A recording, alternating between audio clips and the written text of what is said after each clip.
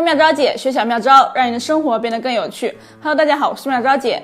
现在这个季节是感冒咳嗽的多发季节，不光小孩，许多大人也是一天到晚的咳嗽。妙招姐也逃不过这个魔爪，各种感冒止咳清火药，不知道吃了多少，就是不见好转。邻居家奶奶看见后就告诉我，用大蒜、冰糖煮水喝上几碗，保证有效。奶奶还告诉我，她家老伴也是咳来咳去了好多年，就是靠这个方法治好的。妙招姐事后果不其然，效果立竿见影。所以今天妙招姐就来和大家分享这个治疗感冒咳嗽的小妙招，方法非常简单。我们先准备7到8瓣已经剥好的大蒜，小孩子的话只要2-3瓣就可以了。我们现在用刀将大蒜拍碎，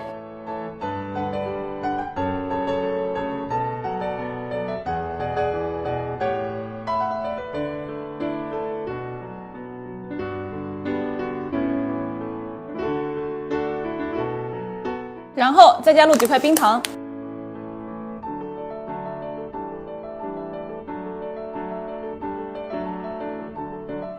最后加入适量的清水。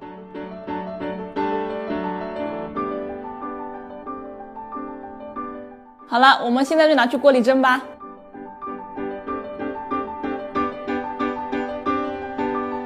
蒸的时候要注意，找个小碟子将碗盖上，防止蒸的时候锅盖上的水滴进去。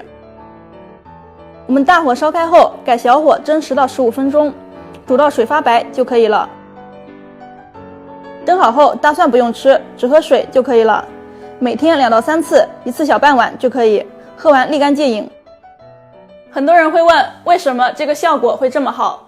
其实大蒜中含有一种叫硫化丙烯的辣素，对病原菌和寄生虫有很好的杀灭作用，可预防治疗感冒，减轻发烧、咳嗽、喉痛及鼻塞等感冒症状。冰糖又有化痰、止咳、润肺的作用，还有我们平时还可以用大蒜泡水喝来预防感冒哦。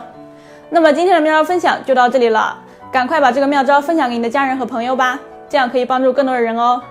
如果你想看更多的生活小妙招，就请关注妙招姐吧，还有记得在下方点赞留言哦。我们下期再见，拜拜。